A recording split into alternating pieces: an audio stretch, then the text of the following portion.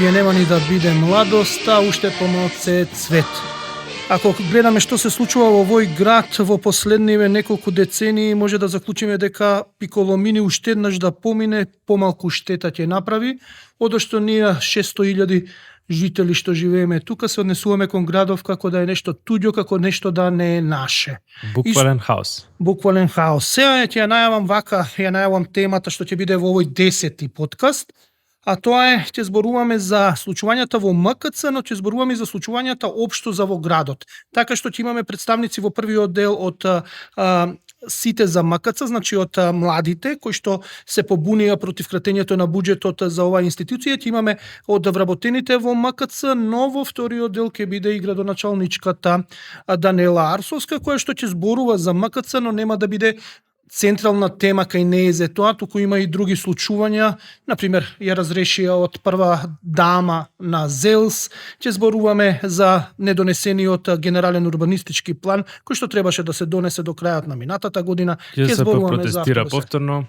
Така се најавуваат нови протести од понеделник, значи има што да се зборува повеќе со господјата Арсовска и се добива впечаток дека во овој момент во Скопје се случува она што го испеа Лајбах, тоа е але геген але, односно секој против секого, така што ќе разјасниме малце што се случува во градов. Давид, Одамна не сме биле во ваков состав. Па може едно 5-6 епизоди, така среќа што дојде да ја погодиме одеднаш бројката на епизодата. Така е, 10-ка, значи јас ја водам, Горан Теменугов, го водам овој подкаст. Јас сум со тебе, Давид Илиевски од Истражувачка репортерска лабораторија и со нас Се ќе се представат сами, повели, првин младиот Здраво, здраво. активист. Јас сум Боријан Гаговски, студент, повремено музичар, љубител на култура во нашиот град и поопшто, и дел од движењето Сите за МКЦ. И Филип Николовски, програмски уредник во МКЦ.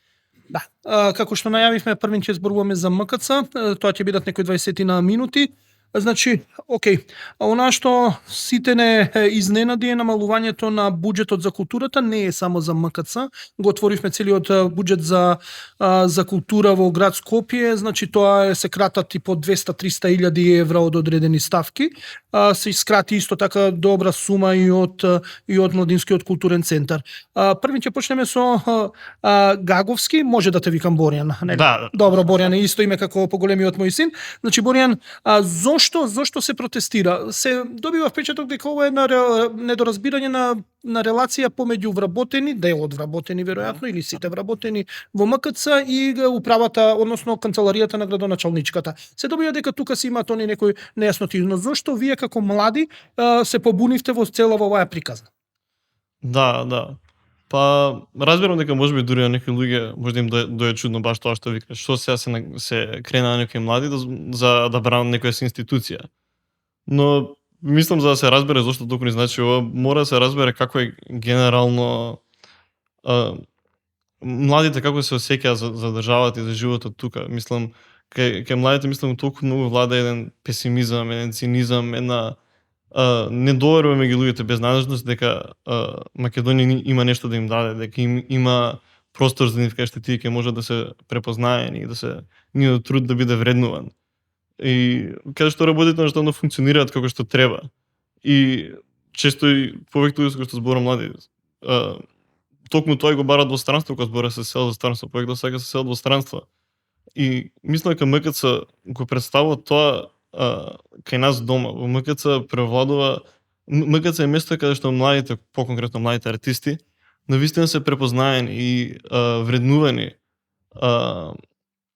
И мислам дека сите ние кога видовме дека се крати буџетот на МКЦ и дека под некои чудни околности не знаеме ни какви нешто се менува директора, нешто необично, мислам дека почувствувавме тоа што многу во Македонија често почувствуваат дека аман више ајде уште една институција, уште едно убаво нешто во Македонија што ќе се уништи поради кузни. Што точно ве уплаши? Што е тој моментот? Бидејќи нема Ајде, веројатно само иницијативно оваа го правите, не Апсолутно. не сте поттикнати на пример или од партија или од некое други Од интереси, никој, од никој. тоа Чисто- е да го рачистиме во статот. Ова е само иницијативно.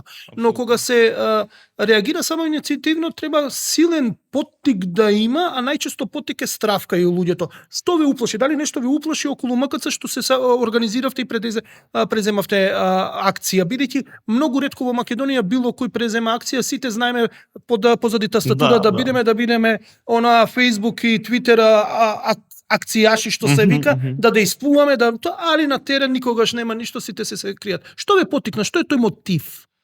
Па мислам дека едноставно се уплашивме дека МКЦ, како што сите ние го знаеме и сакаме, дека нема да продолжи да функционира како што го познаваме.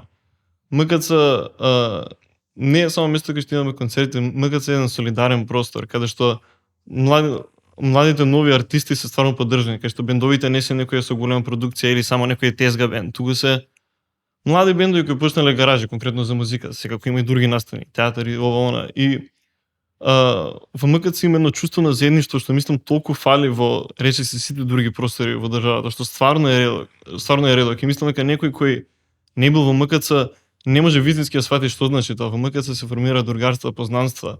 И Добро, само тоа прашањето на Горан, претпоставувам дека со новонастанатата ситуација се плашите дека тоа веќе нема да постои во таа форма и зошто? Па зошто? Па еве на пример, многу од настаните во МКЦ се бесплатни или со многу ниски цени. Тоа е многу достапно место МКЦ за младите. И со ваков мал буџет, кој знае дали ќе може да се организира такви фестивали туку, дали ќе треба да има поскапи билети на пример, дали ќе има воопшто толку настани каде што ќе може младите да се среќаваат и да учествуваат во тоа средство, значи МКЦ. Да го памтиме ова после за градоначалничката да ја прашаме, бидејќи ова е прашањето околу тоа колку ќе има настани каде што ќе може да ги задоволат потребите на младите. И дали младите ќе можат да си дозволат да одат на тие настани доколку цените растат. Тука мислам дека кон Филип можеме да одиме со прашањето што би значило намалувањето на буџетот за младинскиот културен центар. Да се доаѓаме до на потемниот дел од разговорот, кај што треба да внесеме малце и политика и економија, и значи некои можеби искриени мотиви, сега да рачистиме зашто станува збор. Ајде, значи бројките кои ќе ги погледнеме, намалене буџетот за младински културен центар, но кога ќе се отвори целиот буџет на град Скопје што е донесен некаде пред нова година, значи во декември, конкретно декември 2022, таму има сериозна касапана на пари за култура. Има за се, но за култура дефинитивно има тоа. МКЦ е само еден дел од тоа кратење на парите за култура. Дали има основа толку многу да, да кажеме, бурно да реагирате околу буџетот, иако во тешки времиња не би требало да се крати за уметноста, и дали само буџетот е причина зашто влеговте во конфликт со градоначалничката? Па вака, прво би сакал да кажам дека не на почетокот во најавата рековте зашто младите се вмешале во борба помеѓу МКЦ или колективот на МКЦ со градоначалничката. Не сакам да ја персонализираме така борбата помеѓу две страни или да ја симплифицираме борбата помеѓу две страни, само и токму поради ова. Проблемот на вработените во МКЦ кои ентузијастички години и години работат на билдање на капацитети во самиот центар е борба со цела една гломазна градска администрација која што одлучува во поглед на буџетот и која што одлучува во поглед на назначување на одговорно лице за менаџирање на институцијата. Значи не би сакал ова да биде да преиде во лична борба и во лични да речеме лична пресметка, условно кажано, и така да се таргетира во медиумите помеѓу нас и градоначалничката. Не. Ова е долгорочна борба која што ние бориме више, ја водиме више повеќе години, и ова е борба за подобрување на буџетот, подобрување на културните политики генерално, подобрување на условите за овие млади да творат во градов. Значи борбата е многу поширока и поголема. Да, но зборуваме ајде сега персонално решение градоначалничката назначува ВД директора, со години има ВД директор, нема конкурс, значи тоа е проблем што си постои пред да дојде на раководната функција со градот Данела Арсовска. Така што тоа е подолг период проблем и Гледаме имаше трзавици во кога се спомнува одредени индивидуални имиња, значи дали ќе влезе, нема да влезе, имаше пред 2-3 години кога беше 2018-19. Проблемот тука но доаѓаме до моментот, се извинувам, доаѓаме до моментот дека ви пречи некој од надвор што би бил ставен. не ни пречи, тоа е согласно статутот на институцијата, треба да биде човек однатре назначен за ВД директор, а ние во повеќе наврати повикуваме да се распише конкурс. А се додека човек однатре води институцијата, не може да ни пречи заради тоа што тоа се луѓе етаблирани више во тој свет и во таа дејност и ја познаваат работата. Кога ќе дојде човек од надвор, тој не ни пречи на нас, да и повторно не доаѓаме до лични квалификации и негирање на одредена личност. Меѓутоа ни пречат професионалните компетенции на тој што би дошол евентуално, а и по статут треба да биде човек кој што е вработен во институција. Добро, само секако крајната цела е да се распише конкурс и да дојде начело на институцијата човек кој ќе се пријави со целиот професионален интегритет, негов и минат труд. Само чисто да разјасниме, во моментов во МКЦ се случуваат два проблеми паралелни. Еден е намалувањето на буџетот, односно и мислам дека треба да им објасниме на граѓаните малку што значи тоа, затоа што во моментов е намален програмскиот буџет на МКЦ и ќе ни кажеш малку на кратко. Не за функционирање на институцијата. Не за функционирање, ќе би сакале да ни го објасниш тоа. Така. И вториот проблем е назначувањето на новиот ВД директор, кој што дојде во јануари 2023 година и сега во моментов тие два проблеми лепдат и вие барате решение и за едниот и за другиот. Ај прво за буџетот да се фокусираме. Кој е начинот на кој што се финансира Младинскиот културен центар и што е тоа што е намалено во моментов? Еве вака ќе објасниме. Младинскиот културен ќе пробаме најпластично да ги објасниме. И едноставно. Да, и поедноставно без многу замарање на публиката. Младинскиот културен центар во еден дел се финансира во поглед на со блок дотации се финансираат режиските трошоци и основните трошоци за плати и така натаму. Тоа е иако тоа е само дел од вкупните трошоци по однос на режија на Младинскиот културен центар и тука да бидеме јасни, Младинскиот културен центар дополнителните трошоци кои што ги има во овој дел ги обезбедува од сопствени приходи и генерирани средства од други програми, значи не од буџетот на град Скопје. Во другиот дел, во програмскиот дел, оној кај што алудираме, посочуваме дека е скратен, таму е драстично намален буџетот и само за чисто за пластична илустрација, во 2022 година 14,5 милиони денари бил, годинава првично беше 2 милиони, а за потоа советот да го зголеми на 4 милиони тој буџет. Во 2021 година тој буџет бил 22 милиони 290 илјади. Во 2020 бил 34 милиони 280 илјади. Во 2019 25 милиони 828 илјади. Значи дури и во ковид време бил драстично поголем. Ја знам дека ефектите моментално да им објасниме сега на тие што не следат, ова е пари што се даваат од град буџет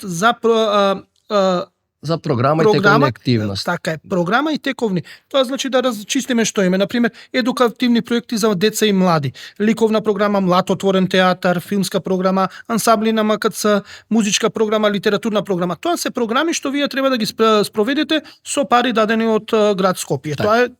Тие се тие пари. Сега изнесуваат според овој буџет 32.500 евра пред да ги додадат дополнително, односно 24% од ланскиот буџет беа. Така. Сега се значи малце дуплирани 64, значи поправено, но она што боде очи овие дополнителни 2 милиона денари или 32.000 евра што се земени од друга ставка во културата. Исто така, токму така, како што кажавте, тие се земени од друга ставка во културата, наместо да се и тие да се разбереме прво да биде појасно за јавноста, и тие плюс 2 милиони ништо нема да придонесат дополнително за да се подобри кој знае колку работата на МКЦ.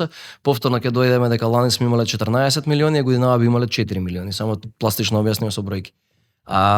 Но и тие 2 милиони реално МКЦ имал 8 милиона и нешто, затоа што во овие 14 така, оперираме со МКЦ за да не ги доведуваме, процентите да не биде да не испадне дека ја лошо сум пресметал значи 50% од ланскиот буџет. За појаснување, во составот на МКЦ и градското кино Милениум и тоа си има посебен буџет. Тие пари ги тргаме од математикиве, тоа да го рачистиме. Сега се враќаме на оние 2 милиона кои што ги спомнавме, кои што советот ги одобри дополнително за финансирање на МКЦ годинава. Тие 2 милиона би се скратиле од годишниот буџет за финансирање на независни проекти. Тоа се наши соработници и партнери во креирање на програмата на МКЦ и сега на тие луѓе, на тие деца, младинци, без разлика, ќе им се скрати од годишниот буџет кој што град Скопје ги финансира нивните програмски активности на кои што тие аплицираат на регуларен конкурс во град Скопје. Значи пак МКЦ ќе удри по своите, да речеме. МКЦ ќе им го скрати буџетот на овие млади луѓе. Така е. Но доаѓаме до она што ќе ти дадам збора само кога сме кај парите, јас секога сакам да ги следам каде се. Дали има битка за парите во МКЦ и градот Скопје, бидејќи вие имате и самофинансирање. Тоа не е мала сума. Кога ќе го отвориме завршните сметки на МКЦ, ќе видиме дека тука зборуваме околу 287.000 евра минатата година од самофинансирање. Така е. Тоа ви обезбедувате пари, значи околу 300.000 Тоа евра се- што сте ги обезбедиле. Тоа се солидна пара што се вика. Апсолутно солидна, да. Раководите и со простор кај што може да се дополнително. Доаѓаме до онаа дека некој можеби сака да управува со 300.000 евра. Само да појасниме за граѓаните да сватат по едноставно. Тие 300.000 евра се финансии кои што ние како менаџери на програми сме успеале да ги обезбедиме за МКЦ од надворешни приходи. Значи тоа не се пари кои што градот или државата не ги доделила или не ги дала нас на тацна. Тоа е резултат на добро менаџерско работење тоа е само во изминативе финансирање. години. Тоа е само финансирање. И тоа не се донации, не Тоа се не се дотации. донации, Така тоа е, се- тоа е само Тоа финансирање се што се финансии така. кои што се обезбедени, кои што нас ни дава кредибилитет, дури нескромно да кажеме дека добро сме менаџирали институцијата заради тоа што сме ги обезбедиле тие пари. Значи тоа дали некој сака да ги искористи тие пари или да влезе во Добро, добра е битката сума, за тие добро, пари, Тоа е добра сума. дека некој ќе треба исто така да ги изработи тие пари за некој ги, и тоа не може така брутално се гледа некој да ги земе заради тоа што тие пари повторно се вложуваат во програмски активности кои што генерираат нов приход и нов приход и нов приход и потоа се трошат за Дали да се со програмата, исплатат. Сепак е примамлива позицијата да бидеш директор на МКЦ овака од И да според можеш ќе да се ги спомнат распо- парите, да. Или да Односно, можеш се да остане во располагаш со тие семејството, пари, значи да не се дели Да, лево само десниците. само уште една Меѓу нас да биде, тоа би било да не ни дојде некој надворешен. Само уште еднаш да објасниме. Тоа се пари до 300.000 евра е стигнато со тоа што да речеме се прави концерт на тој се генерира од Шанко 10.000 евра лупам. 10.000 евра. Може да користам слободен речник, така лупам. Да, Да. добро во ред. Опуштено. Не смеете да генерира пцуете, ако 10.000 пцуете ќе бидете типнати. Се генерира 10.000 евра кои што се вложуваат во нов бенд кој што носи на Шанкот повторно 10.000 и така натаму и така. И постојано кога ќе се вложува во програма ќе стигнеме до вакви грандиозни бројки, меѓутоа тоа е само насока на менаџерско Само работење. краток одговор. Што значи намалувањето на буџетот за МКЦ? Ке нема да може да се остварат настаните кои што се планирани за следната година, ќе има помалку концерти, помалку изложби. Драстично, Поскапи драстично, карти. драстично би опаднал квалитетот и веројатно ќе треба да најдеме други поголеми приходи на самофинансирање да ги обезбедиме, тоа се и некои меѓународни фондови и така натаму, меѓутоа ќе биде ѓаволски потешко да се обезбедат средства кои што во суштина ги имаме изминативе години и ни се основа за реализација на некои активности. Да речеме дека ако лани сме имале 2 милиони од градот за шпекулирам се со бројки, не зборам точни, 2 милиони за МОД, годинава би имале 400.000 денари. Со 400.000 денари би можеле да донесеме една пола представа од Франција. Да, Како за- се извини, само ова ми е битно. Сериозно е за МОД намалено, а Да. знаеме што значи МОД за Македонија, кој во младоста не го посетил еднаш два пати, не може да се смета дека газел по скопскиот асфалт, но добро, тоа е. Ќе ги прашаме градоначалничката нешто повеќе за тоа, но повели Мене ме интересира, Боријан, како се осеќаш ти кога ќе ги слушнеш овие работи дека се случуваат во моментов околу буџетот и намалувањето на програмата, односно смалување на квалитетот или па смалување на квантитетот на програмата? Па тоа, како што реков претходно, едноставно, ако помалку настани има, помалку ќе имаме прилики да се дружиме, да се осети таа солидарност и заедништво. Знам дека ги трувам тие збори, но навистина има некоја специјална енергија МКЦ. И едноставно помалку простор ќе има за младите да се изразат, помалку простор за младите бендови да имаат платформа на која што може да свират. Пошто еве на пример, јас ми користам личен пример, јас со мојот бенд имавме концерт во 2019 и ги прашавме од МКЦ дали може да оправиме концертот без карта, да нема никаква влезница. Бидејќи уште сме млад бенд, сакаме повеќе да дојдат луѓе, повеќе тоа не интересира колку тоа заработиме некоја пара. И МКЦ апсолутно рекоа да. И тоа на пример ни даде платформа тоа, да може ние да се свириме концертот и на добра сцена со добар тонец со се и да може да го свириме тоа. Така, она што ме интересира, што очекуваш од градоначалничката? Значи, што очекуваш во ваков случај, бидејќи гледаме дека се отворени милиарда фронтови во град Скопје, МКЦ е еден мал фронт каде што градоначалничката се справува со тој проблем, како што најавив, има милиарда работи што се отворени, секој против секого изгледа во овој град води битка. Што ти како млад човек, музичар, уметник очекуваш од градоначалничката во наредниот период? Како да се постави? Да, па да речеме како што пишав и на нашата петиција, која беше, имавме една петиција со физички потписи на концертот и на онлайн петиција, барањето ни се да се врати буџетот, како што било претходни години, и да има нормален конкурс за компетентен човек во институцијата. Но тоа се реално како да кажам, легалните барања. Тоа што вистински бараме е автентично да се поддржат младите, да се препознае кога нешто добро функционира и кога им служи на младите, и автентично тоа да се поддржи, да значи нешто добро да функционира институција, да не биде само да може тука така се смени, да има конзистентност во тоа.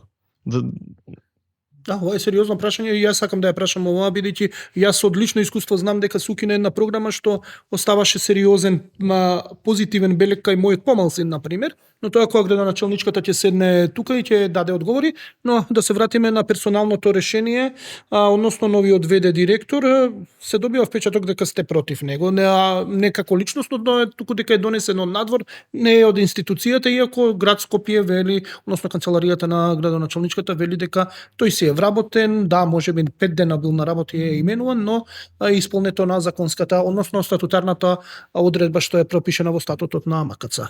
Повторно доаѓаме до моментот на долгорочно да ги еднаш за секојаш во држава да ги средиме системските решенија за назначување на кадри на чело на институциите. Моментот дека секое, дури и да е законско решение, не е секогаш правилното решение за институцијата. Компетенцијата на кадрите мора да почнеме да ја оценуваме.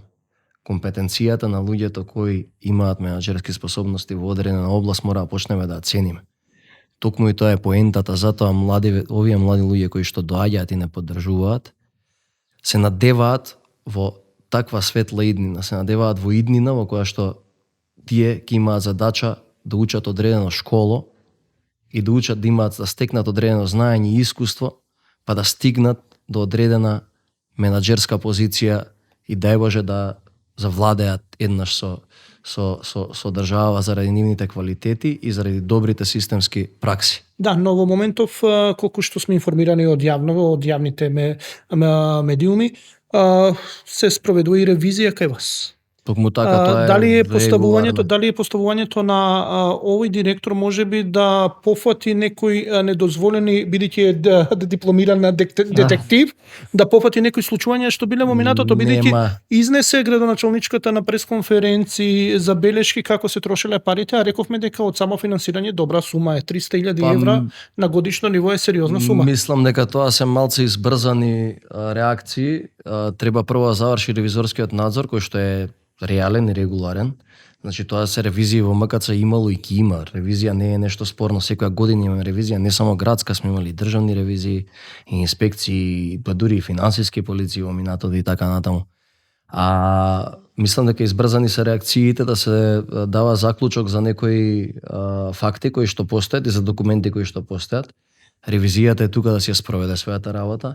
Ја мотивираме и посакуваме честно и совесно да си ја заврши својата регуларна дејност, она што се платени, само да... А директорот, што се однесува до директорот и неговите детективски, мислам сега ќе возијам во, нема надлежност тој. Ревизијата си е независно тело кое што може да обезбеди услови за да биде го спроведу. Подобро спроведено. Условите во МКЦ секогаш било обезбедени, никогаш не било спречена ревизијата да разгледува документи. Можеби оваа битка помеѓу МКЦ и канцеларијата на градоначалничката е околу ревизијата, едноставно вие се уплашивте што ќе биде најдено. Не, никако.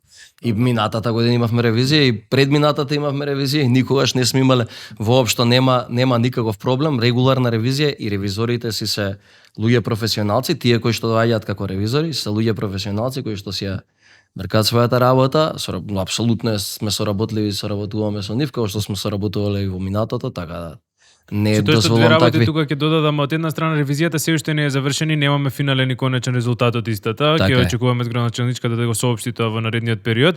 Меѓутоа паралелно на тоа, освен обвинувањата кои што беа изнесени на пресконференцијата од страна на градоначалничката, таа вели дека и не сте толку кооперативни во делот на ревизијата во моментов. Како не сме? Па не како разбирам. институција дека немате целосна кооперација со ревизорите кои што доаѓаат од град Скопје во моментов, како да има некој страв кај вас. Чисто сега само да ги Апсолутно расчистиме не, работите апсолутно како не знам. Еве денеска само на работа се сретнав 3 пати со ревизорите за документи кои што Океј, ги ќе видиме. барале, да, и многу пријателски односот со ревизорите, мислам, тоа се луѓе кои што професионално си завршуваат својата работа, како и другите служби, постојано се сретнуваат со ревизорите и постојано се достапни како и во минатото, така и сега. Така да ние не сме имале, не знам од каде се овие шпекулации, дека не сме имаме проблем со луѓе кои што не се ревизори, а доаѓаат во МКЦ во моментот и прашуваат некои прашања кои што немаат врска со материјално-финансиско работење на институцијата. Добро, беше Значи, си обвинето има- и дека мобинг врши градоначалничката. Не знам дали е градоначалничката, не зборувам директно, нити е обвинета директно градоначалничката, него само кажавме дека се појавуваат некои луѓе кои што немаат врска со ревизијата, кои што не се дел од ревизијата, седат во друга канцеларија и распрашуваат некои прашања кои што Таму немаат дојде моето прашање. кои што немаат врска со материјално-финансиско работење на институцијата. Си има процедура, ние ги мотивираме, повторно ќе кажам, сите институции да си ги преземат своите правни мерки, како што и порано било, да дојдат и да си ги проверат што им е надлежно, си ги проверат во својата област, секој својата документација и да проверат дали воопшто нешто Боријан, криминал за крај, имamo. сега ќе мораме Боријан да го Јас прашаме. само пред да преминеш Ајде. кај Боријан, имам едно Не, кратко крајот е прашање. веќе, ќе треба да знам, ќе треба да привршуваме. преминеме кај градоначалничката, меѓутоа имам уште едно прашање за Филип кој што го постави Горан, меѓутоа малце ќе го проширам. Јавен конкурс за избор на директор нема од 2019 година, тој беше неуспешен, на тој се пријавуваат Арбен Шакири и Русе Арсов, кој што понатака станува ВД директор. Русе Арсов е ВД директор 4 години, понатака се назначува Ванчо Ванчо Богоев за уште една година како ВД директор. Некако во тој период од 5 години не слушнавме од вас како вработени во МКЦ јавно да излезете и да се буните и да барате нов јавен конкурс. Иако разбирам дека голема е разликата кога ќе дојде некој од надвори кој што не ги исполнува, да речеме, законските прописи за да биде директор, меѓутоа сепак во ниеден момент некако се затиши целата работа додека беше Русе Арсов. И се од тука, извини, само кратко, знам, ќе ми одговориш, само едно од прашањата кои што чисто е дискусија во јавниот дискурс и дека МКЦ освен тоа неспорно е дека функционира добро како институција. Гледаме дека има стотици настани годишно, дека младите се задоволни од начинот на кој што функционира МКЦ. Меѓутоа, од друга страна има една дискусија во која што се вели дека некако е затворен во еден мал круг на луѓе и некако само тие луѓе успеваат да оперираат околу тоа. Едните исти луѓе успеваат да ги прават фестивалите, едните исти луѓе ги прават концертите и некако има една група на луѓе кои што се чувствуваат дека тоа е еден мал бабл и не може да пристапат до тоа. И за мене поише прашањето тука ми е дали се чувствувате дека сте затворени во еден бабл и некако не успеваме да излеземе од тоа. Само вака ќе кажам. Филмски фестивали во МКЦ. Филозофски филмски фестивал, Скопски фестивал, Джифони, Ехо фестивал, Флипбук фестивал, Македокс. Не знам, веројатно имаше 3-4. Фестивали во МКЦ работат и не знам сега, ајде, да речеме од рап сцената, рап трап таа сцена и Гоце, Чваре и Панчо и не знам, од другата, не знам, Мирко Попов и кажи уште милион деца кои што работат и има една метал сцена која што води и така натаму. Театарски представи, независни театарски продукции пред 2 години, 13 премиери. Лани 8 премиери на независни театарски продукции. Не знам дали тренам да набројувам дека во текот на годината има преку 35 изложби на млади автори од сите. Не знам како тоа звучи на затвореност. Значи, буквално сите, затоа имаме толкова поддршка од сцената и од младите луѓе. Ќе те потсетам на муабетот, 5 години релативно тивки со веде, а инаку тоа, ако го видиме член 31 од статутот на МКЦ, максимум може 6 месеци да се биде веде.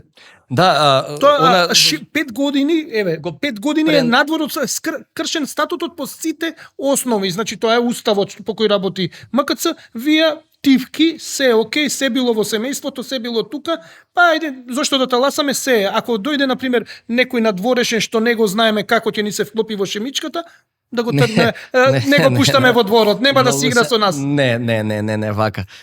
Прво, да го тргна Давид на друга страна го насочи прашањето, па јас тргнав тоа да го одговарам и на ова сакав да одговорам примарно. Моментот дека кредибилитетот на луѓе прво не се сега се сведува на последниве 5 години на Руси и на Ванчо, меѓутоа ние сме поминале и Златко Стевковски го поминавме претходно, и Борис Момировски, Јасмина Поповска, и Лидија Неделковска, и Гоце Димовски, и кој беше пред него, Мирко Стефановски, така да не ги набројам со сите директори кои што биле. Многу од нас работеле со 4-5 од овие директори. Значи ние немаме проблем. Не е моментот да се огради дека да, овие се као наши луѓе или нешто. Не, и претходно со Златко Стевковски соработувавме прекрасно.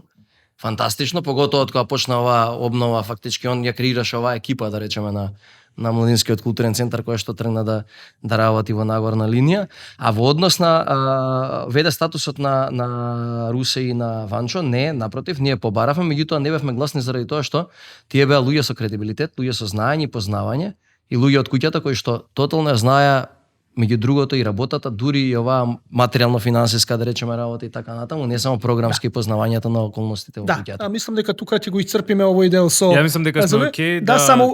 Само почнавме со младите. Завршиме со младите. Завршен збор ќе дадеме на младите. Така е.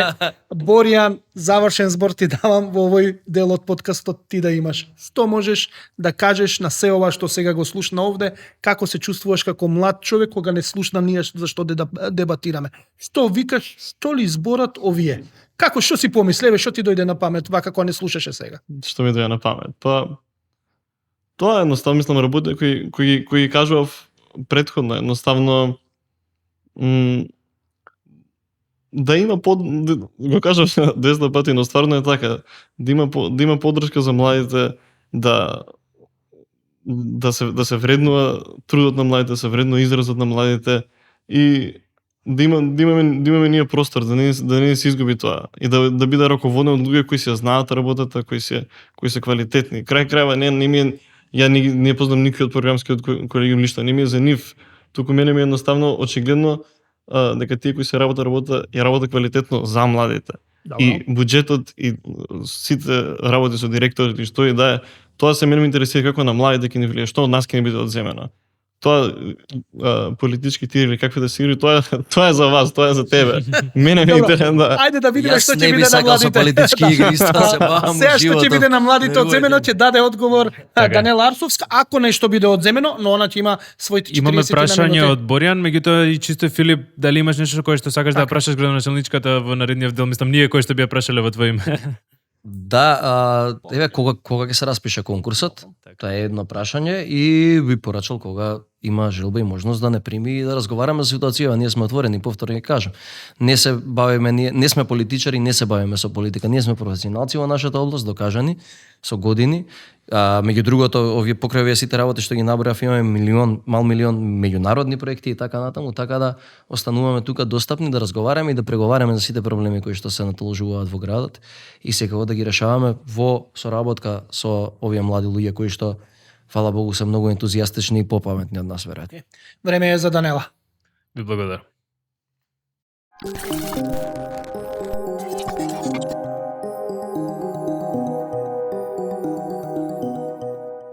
Значи, градоначалничката Данела Арсовска во овој дел од подкастот. Пред да преминеме на прашањата од предходниците, односно оние што ни беа пред неизе, да погледнеме еден материјал, односно да видиме што имаат да порачаат младите од едно друго место, односно од пред МКЦ.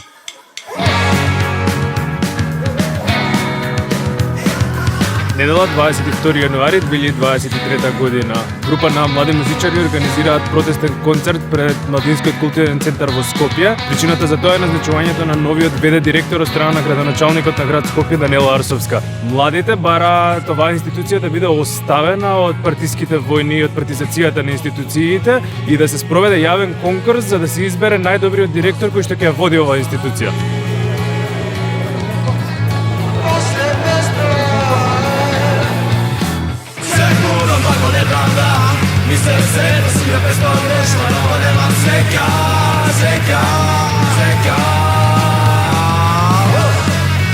Зашо сме собрани пред МКЦ? Епа МКЦ е едно од ретките места, ако не е единствено кај што се изразувам. А кога снема тоа, не знам што ќе правам искрено. Неправда е затоа што мешаат политика во култура и затоа што нема да има буџет годинава за да се направи и пола фестивал. Да, ние овде сите се собравме во организација на ова планина колективот да изразиме незадоволство по повод намалувањето на буџетот на МКЦ. Кога нешто е толку успешно и функционално, не треба да се скратува, напротив треба да се награди и треба не да се дуплира, да се тродуплира. Се случува политичка хајка против единствената институција која што постои овдека са алтернативните уметници и ова овдека покажува колку луѓе ова има единственото место кое што застанува позади нив.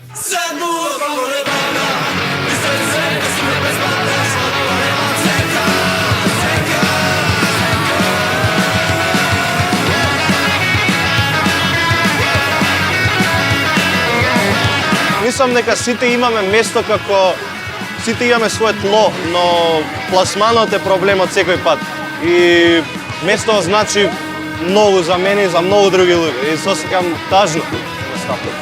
МКЦ ствари припаѓа на културата и на народот, затоа што тука ние ја развиваме културата.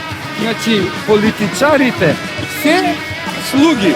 На наш повик треба да кажат да, повелете, што треба и дечки. Добрите луѓе тука мора да почнеме да не им попуштаме на лошите, затоа што многу им попуштивме.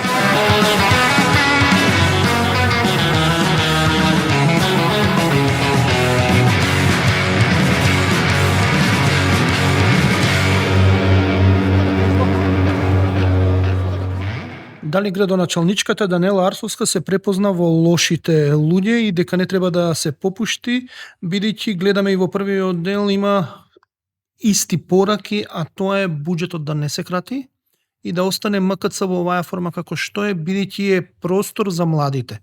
А што ќе преземете, ќе ги послушате ли младите, ќе ги послушате ли уметниците, да вратите нешто од тоа, бидејќи гледаме и кај младите има страв дека ќе го загубат тоа место за изразување. Јас не мислам дека било што ќе се смени во МКЦ.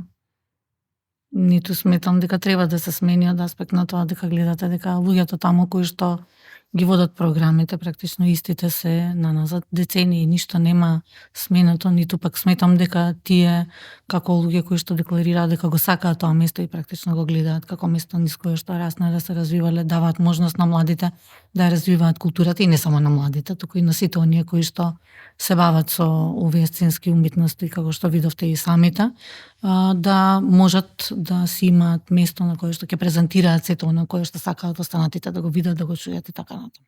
Така да не мислам дека било што се однесува до културата и до она што им се овозможува како платформа и како место на кое што младите и сите оние кои што ја сакаат културата и уметноста ќе се смени. Напротив, сметам дека треба да се работи што е можно повеќе, да се подобри она кое што се случувало и на кое што се работело во изминатите години. Да, но еве доаѓаме до онаа што е голем проблем, тоа се парите. Значи, повторно доаѓаме до овај, окој се ќе остане се супер, но кога ќе видиме колку пари останало тоа да биде се супер, ќе видиме дека не е баш добро. Например, еве реално да погледнеме, се е преполовено за четвртина, за третина преполовено парите. Например, едукативни проекти за деца и млади не постои, например, во овој момент. Значи, градски летен парк не постои. Воведено е само нешто ново МКЦ за Скопје оваа година, што ќе добие 3260 евра. Како да се остане истото МКЦ со толку многу малку пари? Не, накратко, прво не би сакала да се релативизира ништо, затоа што кога разговараме за што е она што се случува од страна на градот Скопје кон културните институции, не сметам дека ништо се сменило. Зошто? Затоа што се вкупниот буџет и сред економска и енергетска криза со која што сите сме соочени, знаете во каква состојба се наоѓаме. Знаете, еве денеска баш имавме седница на Зелска, каде што сите градоначалници од општините кои што беа таму присутни кажуваат дека во текот на годината тие немаат средства за ништо, затоа што скоро целиот буџет им се троши во првите 3 месеци од оваа година, односно во првиот квартал, исклучиво само на струја и на енергенси. Практично тие ќе немаат никаков буџет за останатите проекти кои што ги планирале и ќе морат да кратат. Кај нас, доколку ги погледнете програмите кои што ги имаме, тоа се веќе за 2023 година и 2022 година, овогодинишниот буџет, се вкупниот е 252 милиона, а минато годишниот е 266 милиона. Значи, незначително е она кое што се намалува, а од друга страна, доколку зборуваме на тоа во која институција има поголем, во која институција има помал буџет, некаде се додава некои работи, има нови кои што се обидуваме да ги поттикнеме, во ниту еден случај не треба да се мисли дека она кое што е во делот на дотирањето и на поддршката на буџетот е нешто кое што ќе скрати од квалитетот на институцијата. Напротив, мислам дека ќе треба да се работи на самоодржливост.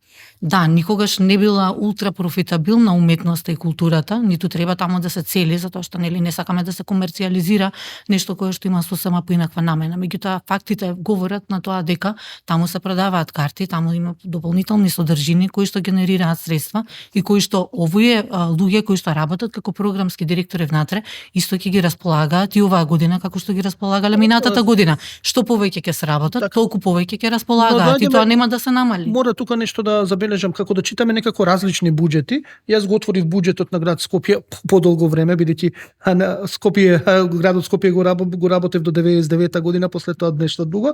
Еве, на пример, сега ќе ги за илустрација. Библиотекарство 29.000 евра помалце има добиено, но уметничка дејност има добиено 180.000 евра помалце во буџетот за оваа година.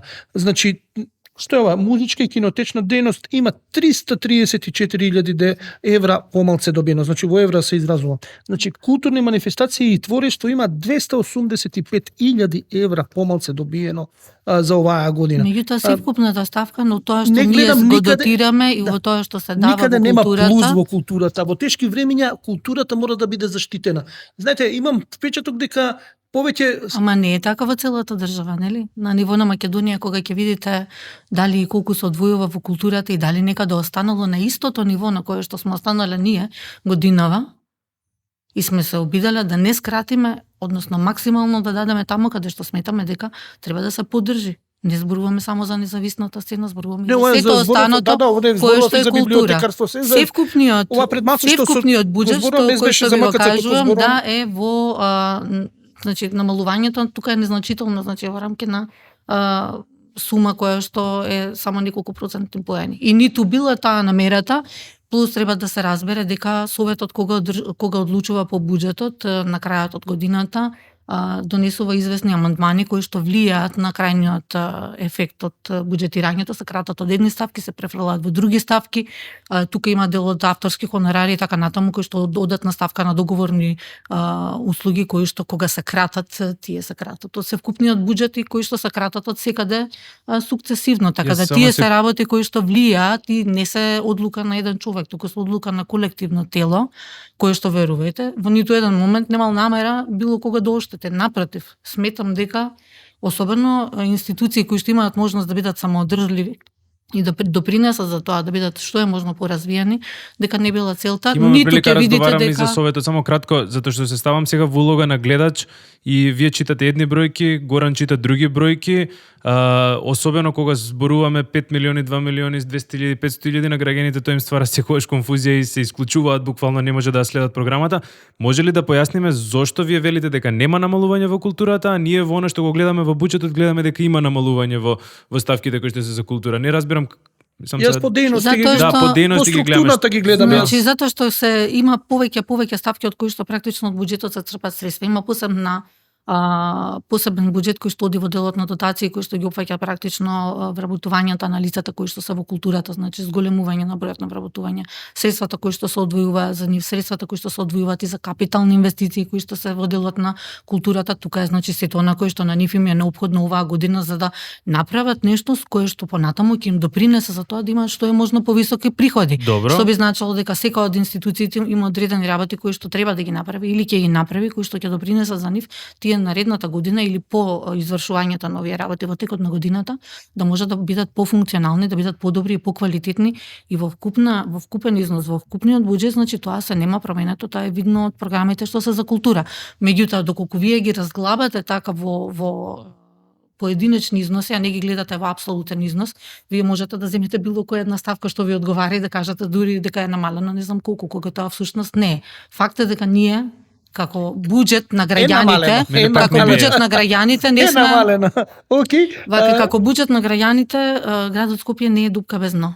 Значи се наоѓаме во тешка ситуација во која што вкупниот буџет кој што се дотира минатата година, оваа година незначителна е, значи разликата. Меѓутоа, нити била интенцијата, нити е интенцијата, нити она кое што го видовме, што беше во форма на негодување, не мислам дека беше насочено кон тоа. Мислам дека повеќе е стравот од промени и тоа дека ќе има нешто кое што ќе се превземе, а кое што ќе биде различно. Морам да кажам дека сум тотално збунет и не ми е јасно зошто вие викате дека нема намалување, а ние во буџетот гледаме бројки кои што покажуваат помалку. Збунет сум, искрено, и се надевам дека ќе имаме, еве, ако уште еднаш да пробаме да објасниме што значи тоа различни ставки, што значи тоа, мислам, стварно пак не разбирам. Пробувам да разберам, во текот на една година секоја од институциите има настани кои што тие самите практично ги презентираат пред граѓаните, кои што се согласно нивните сопствени програми кои што ги реализираат.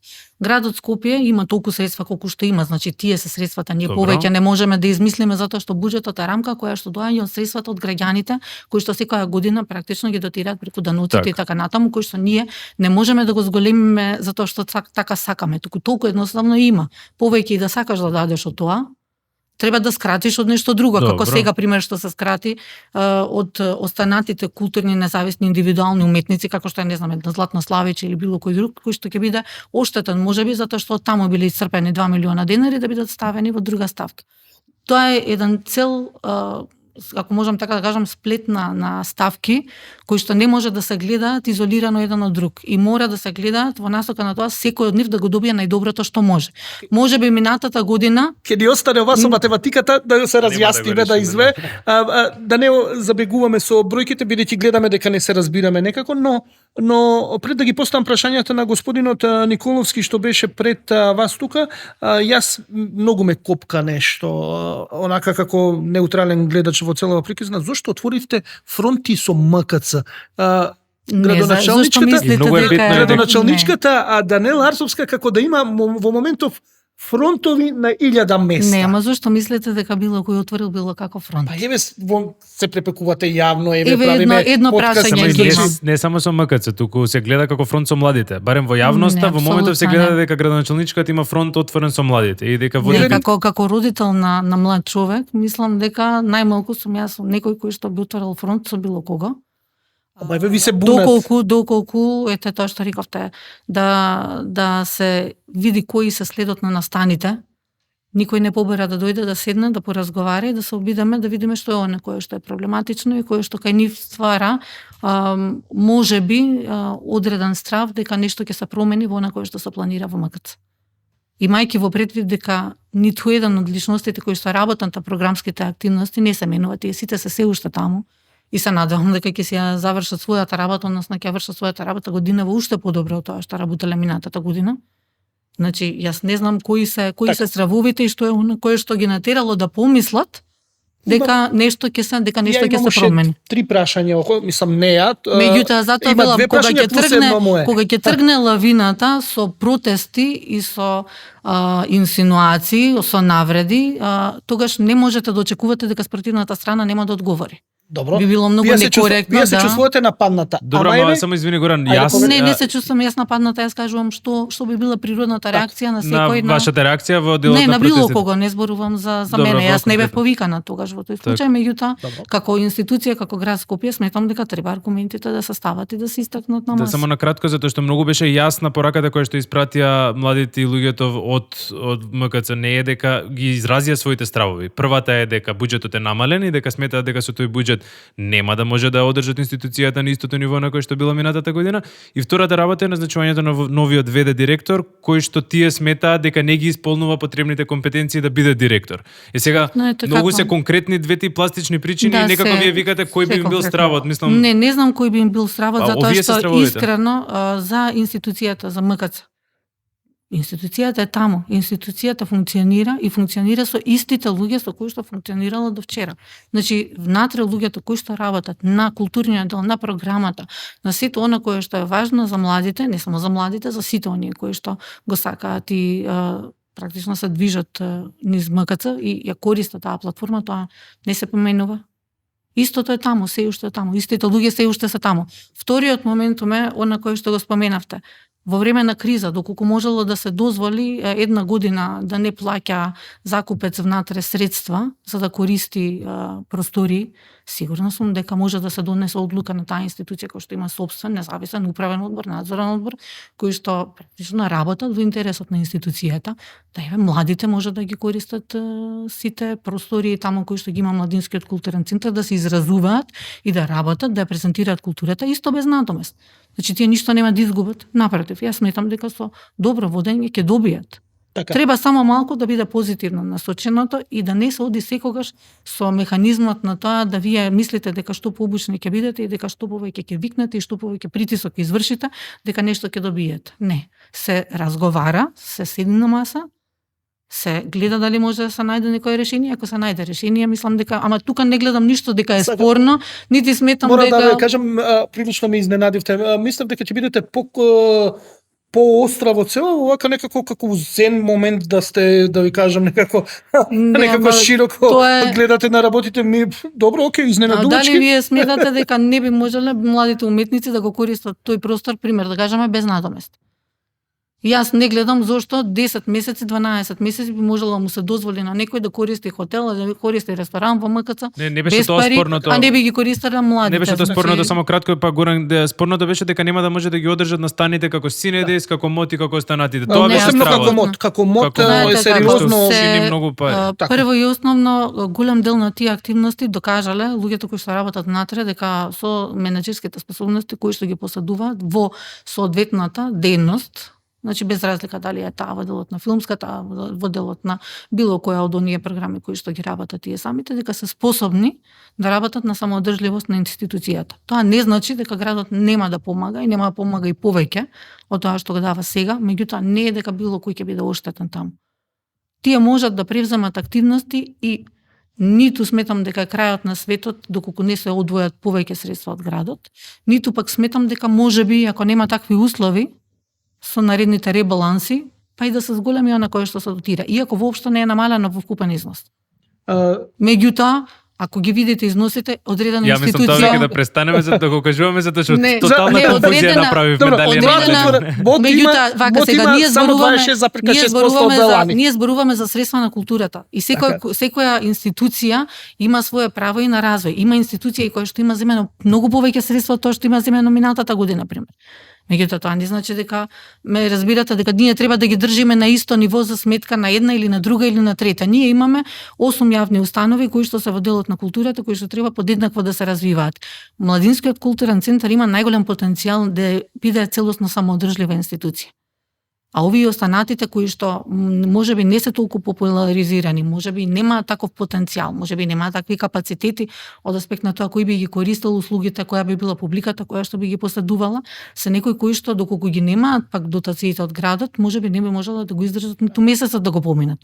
Да. Затоа ви кажам, кога гледаме на култура, гледаме целата култура во градот Скопје, не гледаме нешто поединечно, па сега ќе избереме што ни се што сакаме или што на нас ни е неомилено или што на некој друг му е омилено, треба да гледаме во... Добро, за МОТ е интернационална манифестација која што датира од многу одамна и е белек на Скопје и само 26,6% од парите оваа година ги има во споредба со лани. Тоа е значи 6.500 евра има годинава наспроти 24.400 минатата година, но добро, тука и со бројките она што јас морам да не го заборавиме, а тоа е кога конкурс и кога ќе ги викнете на разговор представниците на МКЦ. Значи тоа беше од господинот Николовски прашање. До сега не изразиле желба, еве изразија во подкастот. Што ми изразиле ќе ги поканиме нормално да дојдат градот Скопје, нивен основачи, нивна исто така институција како што е МКЦ наша институција. Значи во секое време едно се добре дојдени, а второ конкурсот веднаш по завршувањето на ревизијата, ние како што и најавивме, ќе се биде јавно објавен, ќе можат сите заинтересирани да се пријават, си има начин на кој што овој јавен конкурс се спроведува, иницијално во самата институција, па понатаму доаѓа во градот Скопје, така натаму, така да И тоа е сега, се. она што го прашав и господинот Николовски, а тоа е за мотивите, многу ме интересираат секогаш мотивите, а секогаш мотивите во оваа држава се вртат околу парите, него го прашав дали не пуштаат никого од надвор заради 300.000 евра самофинансирање. Па ќе ви го формулирам и вас истото прашање, дали вие сакате да ставите свој човек таму, за да можете полесно да контролирате 300.000 евра, па да наместите ваши вработени, па да зимаат плата, па да можат да уживаат во привилегии со 300.000 евра во институција. Па добро знаеме како оди тоа да политички да се одолжите на некоја поддршка што ви дале, па тој да биде некој раководителче, директорче, па да земе некоја паричка. Мислам знаеме како функционира оваа држава, тоа сме пишувале милиарда пати на слични теми. Едноставно сакаме да знаеме дали е тоа. Се слагам дека имало случаи, многу случаи повеќе имало во насока на ова вие што го говорите, од ова кое што се планира во моментов. Прво, такви интенции немало, да се сакало нешто такво да се направи, имало 12 месеци да се прави. Значи, верувам дека е време да се воспостави ред и доколку се уведат некои недоследности, дека истите треба да најдеме како да ги коригираме. Значи, Сметате дека нема ред во моментов? Сметам дека има работи кои што може да се подобрат. Јас тоа го кажав. Кажав неколку од работите кои што треба да се доведат во ред, затоа што знаете како денеска сум јас, утре ќе бидам не знам кој друг, кој што кога ќе дојде можеби нема да биде толерантен. И нема кршење на законот, малку го кршам, многу го кршам законот, или го кршите или не го кршите. Ако има таков случај, тој треба да се коригира. И јас тоа го кажав и пред некој ден кога имавме пресконференцијата. Доколку вие имате одреден договор кој што е склучен постфестум, самото тоа представува кршење на законот. И ние треба да разговараме за како тој систем да го направиме, за да нема нефункционалности и аномалии таму. Во било која институција да влезете, во било која фирма во приватен сектор кај што работат луѓе, дали сте виделе вие некој да дојде на работа цел месец да работи, да се заврши работата, па после тоа да му дадат договор за вработување. Само да ви кажам, да вие сте израснале во одличен политичар, ве знам јас предходно како од приватниот, да ви кажам предходно од бизнис секторот малце на друг начин зборувавте, односно од други ви беше мајндсетот што се вика, сега имате една здрава политика и да не вртите, да не изборите. Принципите биле тогаш исти, принципите не се менуваат. Ова се вика жеден преку вода можете да не однесете, па пренесете повели. Само да секој ми час мислам, добро, окей, би изненадивте. Не е тоа интенција, само да додадам дека принципите се исти. Добро. Принципите не се менуваат. Значи, сметам дека секоја една институција треба да ги има истите правила, доколку во останатите јавни предпријатија, јавни установи има начин на кој што функционира, кој што е системски, кој што е законски, тоа треба истото и тука да го аплицираме. Значи, мора да се знае на кој начин се спроведуваат постапките, треба, ако ништо друго, и како што беше кажано и претходно, иако во 2 наврати, 3 наврати имаше различни коментари во врска со што е тоа ревизијата што го прави. Првата и основната улога им е да, доколку најдат недоследност, тие забелешки кои што ќе ги детектираат, во текот на ревизијата ти даваат препораки како да си ги коригирате и да си ги поправите во собственото работење. И тоа е практично. Дали може да сметаме дека случајот МКЦ ќе биде затворен за 10 на 15 дена и веќе нема да има стравка и вработените, кај младите уште помалце, дека ќе ги разубедите дека нешто ќе се смени, едноставно да го затворите овој проблем што се јави во јавноста. Може ли да проектираме дека ќе има разрешница кај што сите ќе бидат задоволни, у суштина? Разрешница секако ќе има, значи со објавување на јавен конкурс ќе се избере лицето кој што ќе се ја води институцијата и луѓето кои што се внатре се потполно истите луѓе кои што бидат таму. Дали тоа ќе биде Бени Шакири? Не би рекла дека можам да кажам кој ќе биде, затоа што прво и основно ова е муабетот кулуарите од она чаршички муабети. Не сакам да несувам на лично. Не можам јас да предвидам, ниту можам да преюдицирам кој ќе биде. Тоа би било многу несериозно, затоа што првиот филтер практично за кои би биле можните кандидати доаѓа токму од МКЦ, од управниот одбор кој што таму седи. Значи има начин на кој што сите овие избори се прават и тој начин значи не е нешто кое што нас не инволвира практично во последниот чекор на самата постапка, значи не сме ние тие кои што го бираме, туку има постапки кои што треба да се водат. Повели колега. Меѓутоа и повели Давид. морам на крај само да додадам дека не знам кој бил стравот и не знам зашто би се јавил од нешто кое што ниту има најава, ниту некој кажал дека ќе го менува, ниту пак дека ќе го одземе. МКЦ е наша институција, ние се грижиме за нашите институции, сигурно многу повеќе од некој кој што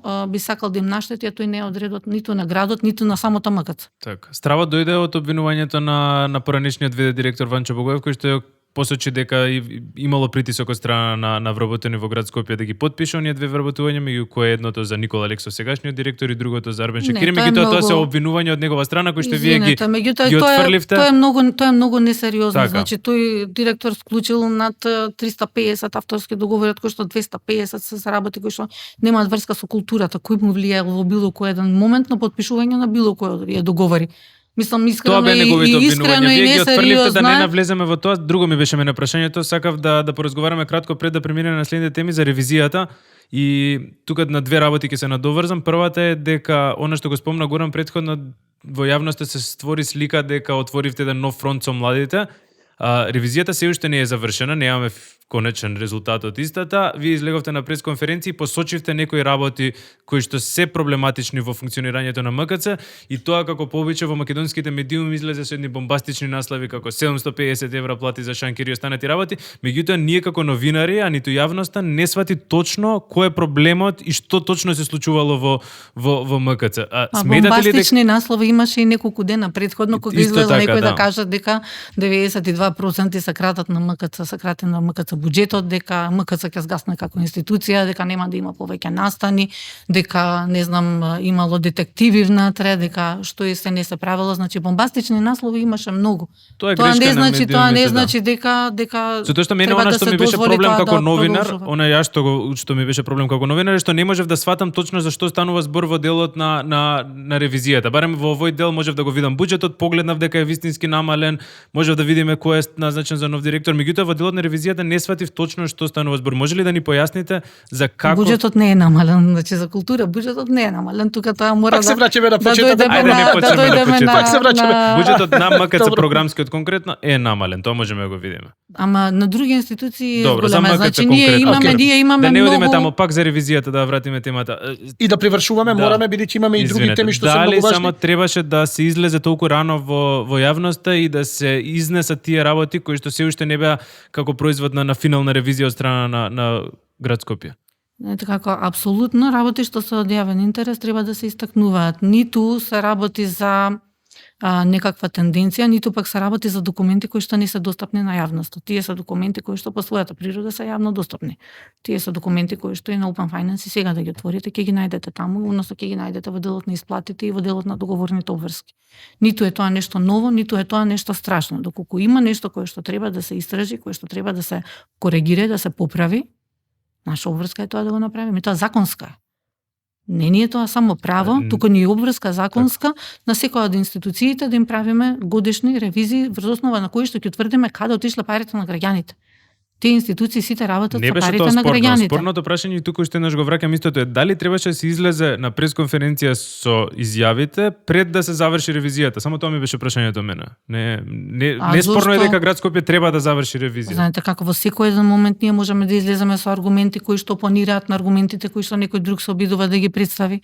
И тоа не е нешто кое што е ниту што знам тајна организација, ниту пак треба да има посебен третман од сите останати. Само морам да го кажам и завршуваме, ветувам Горан. Извини, единствениот проблем со целото тоа е затоа што имаше во јавноста дека шанкерите земале 750 евра плата во МКЦ и се тоа излезе како дека е стандард за сите, а од она што вие ни го дадовте на увид како документација од договорите. Не, јас сметам дека убаво кажав таму дека се движеле од еден договор имаше за 750 евра. Од до сума, добро, имаше и за 750, имаше и за 700, имаше и за 650, имаше и за 600, имаше и за 400, имаше и за 350 и за 300 и така натаму. Просекот од сите 90 договори е околу 19.000 денари.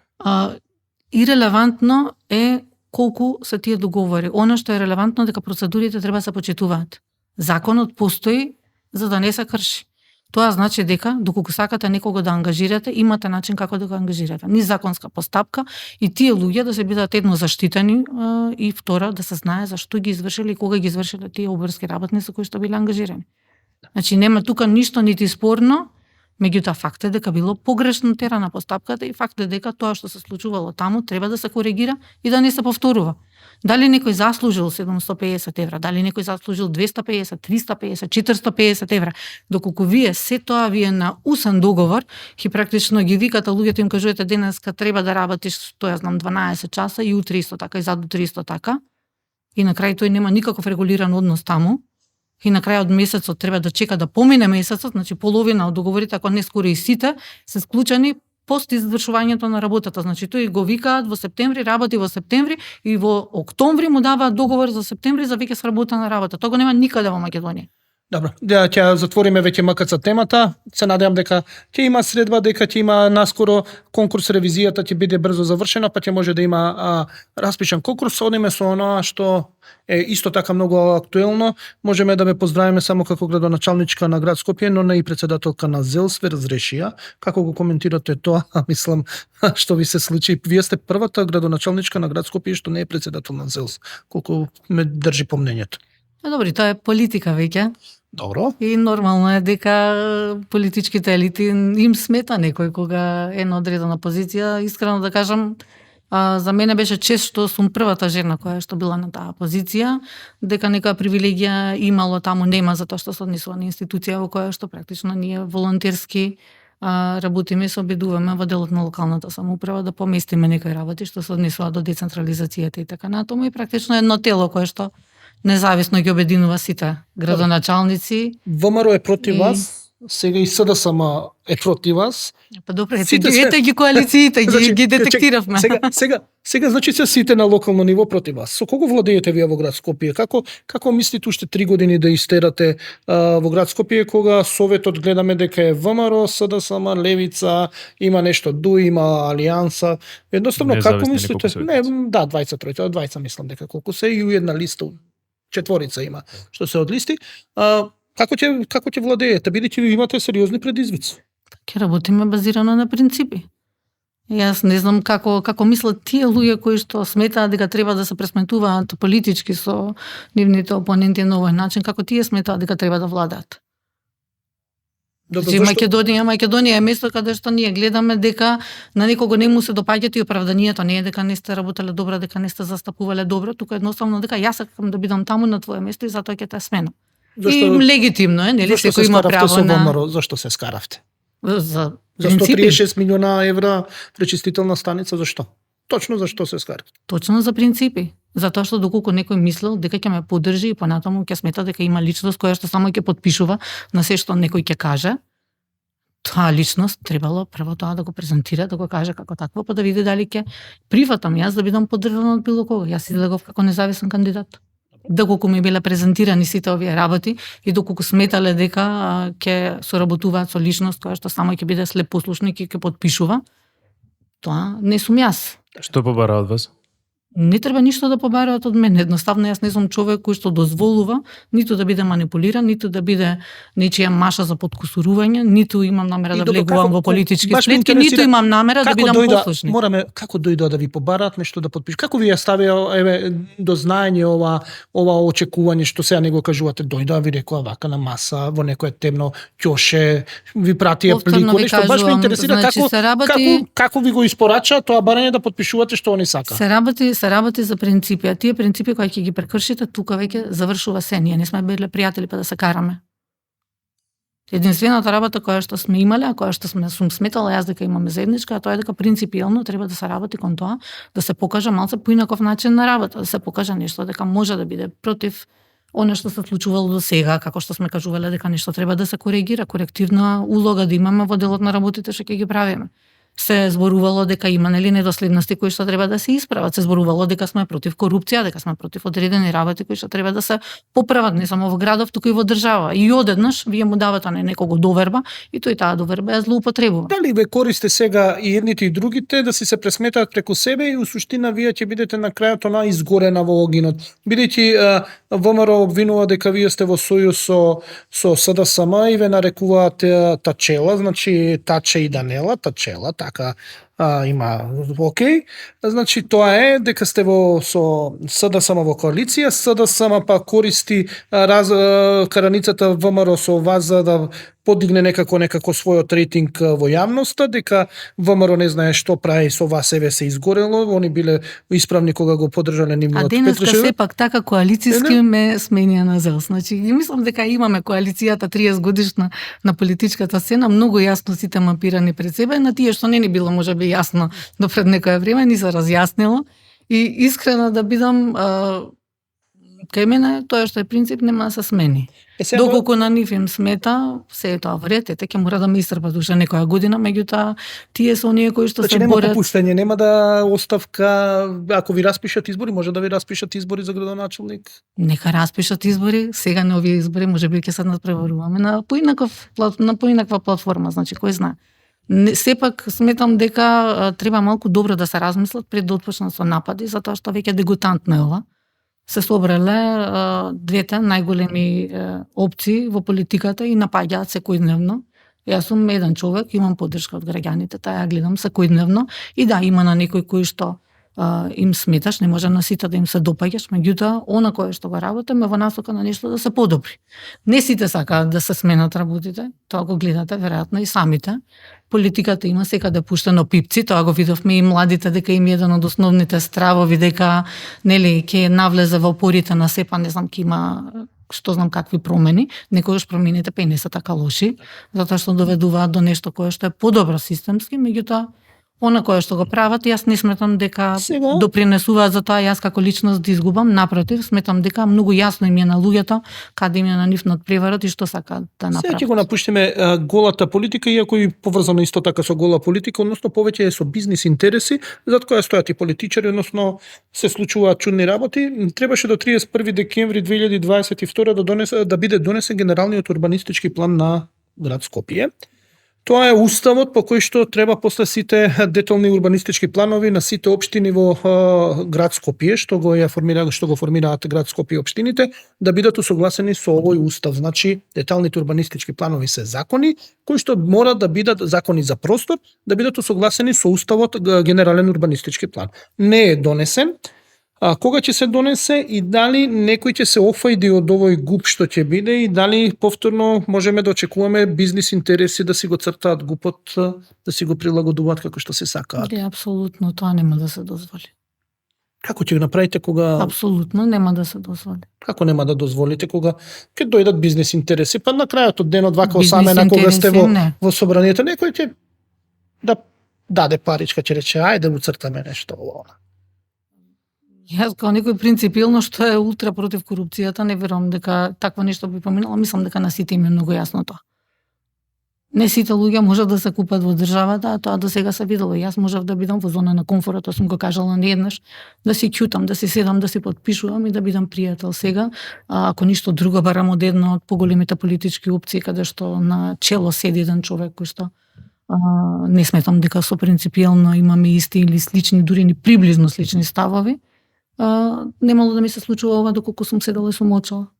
Така да немам намера да дозволам никој да си игра со нешто кое што практично ќе биде начинот на кој што ние во градов ќе живееме во наредните Добро, 10 години. Тоа е тогаш проблемот со генералниот урбанистички план и зошто не успеавте да го испарачате на време. Не, А од друга страна гледаме дека урбанизмот е еден од најголемите проблеми за луѓето кои што живеат во Скопје. Особено со на огромна градежна експанзија која што се случува во последните 10 години. Неконтролирана градежна експанзија. Неконтролирана градежна експанзија. И каде е заглавен генералниот урбанистички план и зошто се уште не гледаме еден нов ГУП кој што може ќе помогне да се среди тој Да хаос? појасниме малку и за вашите гледачи и за секој некој што го интересира. Мислам дека нема скопјанец кој што не го интересира што се случува со генералниот план.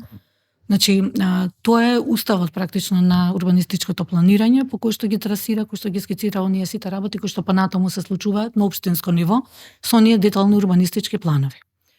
Основниот документ кој што треба да се реализира и кој што оди во заедничка соработка, од едната страна има со факултетот, градежниот факултет, а втората страна Агенцијата за просторно планирање, во овој дел кој што го работи агенцијата конкретно, за неговата изработка претпоставениот рок за негово завршување е 48 месеци. Што би се рекло, тоа би се добри 4 години во кои што треба пред време да се отпочне, да се работат сите овие документи, за да на крај ние стигнеме до финален производ, а тоа е генерален урбанистички план кој што ќе биде практично нешто кое што ќе понуди квалитетно, урбано да живееме во хуман простор, односно да нема вакво дивење неконтролирано. И сега за тоа да се отпочнало, а внимавајте, овие 48 месеци са нешто кое што е за еден дел од постапката, на кој што понатаму низ процесите следи и донесување на самиот план, на кој што претходи и јавни расправи и сите страни кои што се инволвирани, заинтересирани, тука си и самите граѓани, и експертите, стручната јавност, значи самите единици на локалната самоуправа поединечни. 5-6 години би требало да помине. Од прилика околу 5 години, меѓутоа ајде да кажеме само за основниот документ се 48 месеци. Добро, до Значи, кај сме сега? она ние кој што требало практично да го отпочнеме пред, ако ништо друго, минимум пред 4 години, за да сега имаме веќе финална фаза за генерален урбанистички план, требало да се отпочне 4 години пред. Отпочнато е нешто? Да, отпочнато. До каде е, значи колку е завршено тоа? Па од она кое што треба да се сработи, веќе активно една од фазите која што требало да се отпочне, во сега кажувам пред години наназад, по најавата на тоа дека ќе има попис со оној договор кој што бил склучен во 2021 година, се чекало до 2022 година да излезат резултатите од пописот, базирано на што практично ќе имаат почиста слика оние кои што ги работат овие програмски документи, за да знаат нели реално каде имаме потенцијал, каде демографски треба повеќе да се посвети внимание, каде има простор за проширување, каде можеби не треба да се дозволи ништо да се интервенира во делот на урбанистичкото планирање и практично од таму, од тој момент, од пописот почнуваат сите овие постапки кои што требало да почнат пред 4 години. И сега до каде сме, само уште еднаш не разбрав, од прилика на пола, повеќе од пола е сработено за Па, колку? Значи сега од Една година Тоа уште 3 фалат за тоа уште тоа 4, значи уште 4 години фулот 2027. Но од сите овие активности сега ние малку позабрзано работиме со институциите, особено со Агенцијата за просторно планирање, оние работи кои што биле отпочнати, гледаме да ги завршиме и пред рокови. И во секој случај ќе гледаме најмногу да инволвираме јавноста во делот на нацртот, кој што јас се надевам дека оваа година некаде после средината на годинава ќе имаме можност да го завршиме, за да во рана фаза ја вклучиме целокупната јавност, за да можат сите кои што имаат некаков интерес. Не мислам на тоа. Да си прават марки, имали марки. Не мислам во тоа. Нема, генералниот план не утврдува марки. Да, тука ќе биде стамбено, па ќе ставиме. Повеќе големи површини утврдува. Генералниот план не утврдува маркици, значи тоа се деталните урбанистички но ќе ставиме стамбен објект, така, а нема да биде нема веќе Скопје каде да става стамбени објекти. Оно што е многу нема, важно. Нема секогаш многу некоја дупченце кај што успеваат да го изградат. Меѓутоа тоа е затоа што избришете некоја улица, ќе избришете нешто, па ќе ставите таму незелен појас, па ќе ставите не можеме ние да бришеме.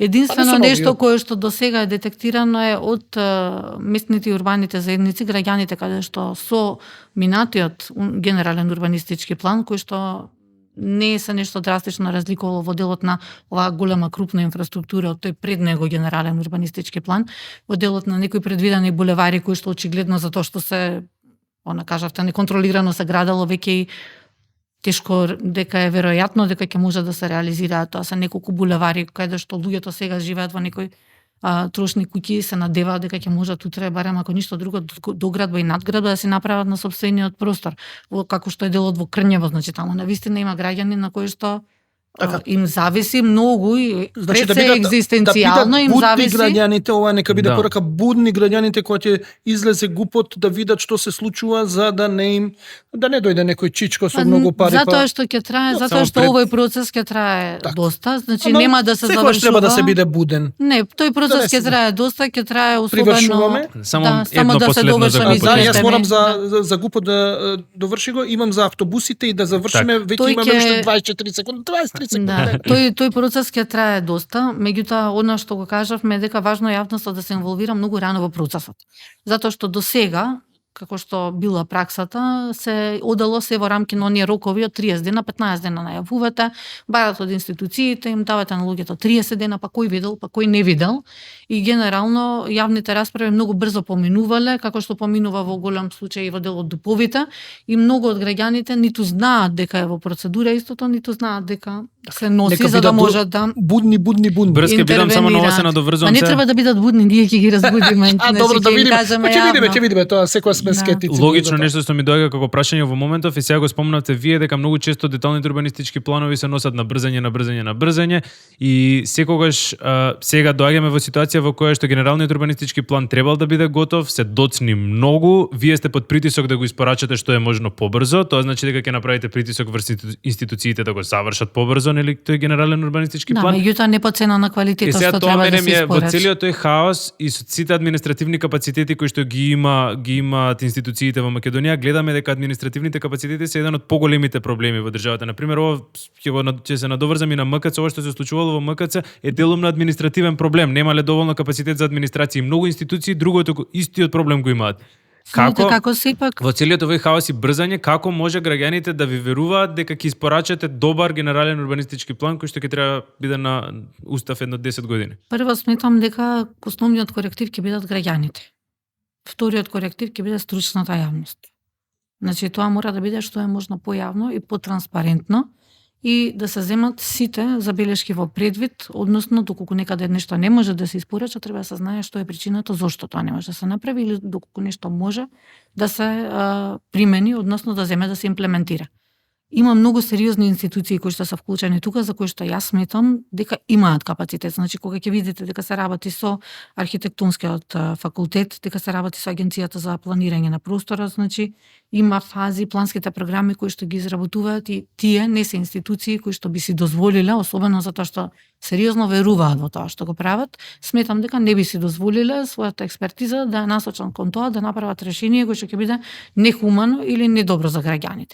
Сега повторно кога ќе си навлезете во секое поединечно мало, во секое делче на градот, секој човек најдобро се знае каде живее, што подобро или повеќе му треба и затоа е важно ова како што ви го кажав, еве класичен пример се граѓаните во Крњево, има еден дел во Мичурин, значи каде што тука бил проектиран, планиран имагинарен објект инфраструктурен кој што треба да поминува булевар, кој што никогаш не се изградил и овие луѓе се заробени практично во тие простори без никаква можност ниту да реновираат, ниту нов да направат, Таму, значи, знаете што ќе ни нова маркица ќе дадат после за некои големи облагодери, ќе се добро. Она не сакам секој што го викаме доградба на куќата Не, испаѓа зграда од не, пред знаете спрата. како, Добро, облагодери прво има правила кои што мора да се Така. почитуваат и на тие простори, за жал затоа што не се на булевари или на главни улици, нема простори за облагодери. Значи правилата за урбанистичкото планирање мора да се мора да се Така, да, применуваат. со 30 Сега, спрата, сега во овој случај ве конкретно и за во Мичурен за делот кој што го споменав, таму и веќе има згради Многу- кои што се меѓутоа се многу трошни, многу стари и многу брзо, така многу натаму. кратко бидејќи е многу актуелно,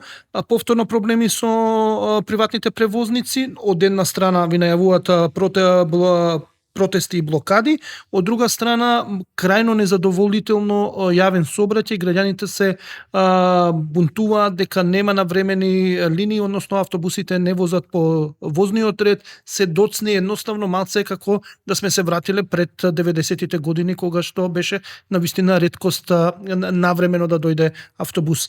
Како ќе се Редкост стравите? беше и предходно, па немаше толку голема фама. Не, јас бидејќи користам автобус, знам дека долго време беше точен распоредот, значи ако е до минута, сериозно точен беше долго време. Но во последно време Зависи на која релација сте се возили. на една од најлошата релација, тоа е 16 во населба Железара, сите што живеат у Железара знаат какви проблеми имаме со автобусите, но долго време беа многу точни и многу редовни.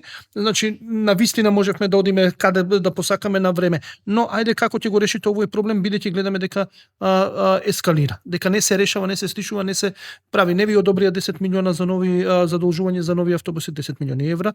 Како ќе го решите овој проблем, бидејќи граѓаните сепак се возат со автобусите? Знаете како и советниците имаат своја одговорност, особено оние кои што протежираат дека програмата во која што граѓаните се одлучили, односно ја избрале на овие избори, дека ќе се имплементира, односно ќе се имплементира доследно како што треба. Ние ги следавме состојбите, гледавме што е она кое што може и треба и кога е најпогодниот момент да се испорача.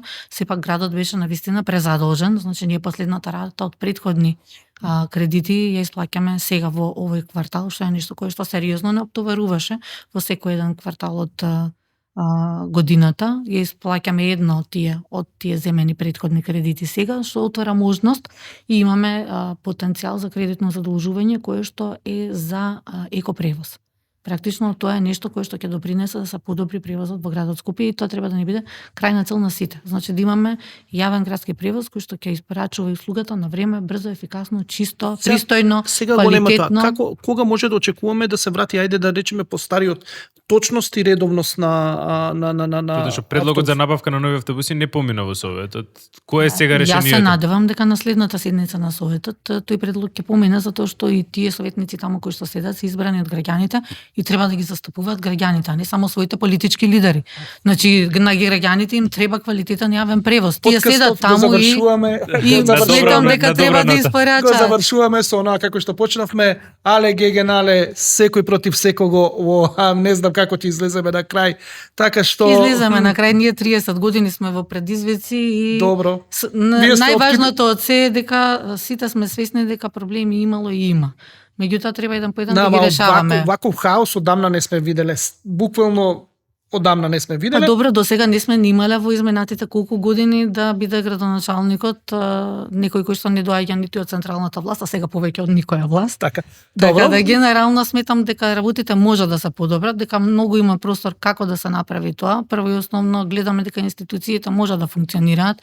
Неколку од институциите досега, особено од предпријатијата кои што биле загубари и кои што користеле вака средства, субвенции од градот за потешкотии при работењето, оваа година е првата година кога ќе бидат институции, кога нема да побаруваат никакви средства, односно веќе стануваат самоодржливи и ги имаат консолидирани финансиите, работењето и се она кое што можело да се направи и тие средства од граѓаните, еве со надеж следната година може ќе отидат во зголемување двојно на културата. Добро, да видиме. Тоа беше се. Тоа е се, ви благодариме за Ви гостувањето. благодараме и Ви благодарам и на вас за поканата. се гледаме.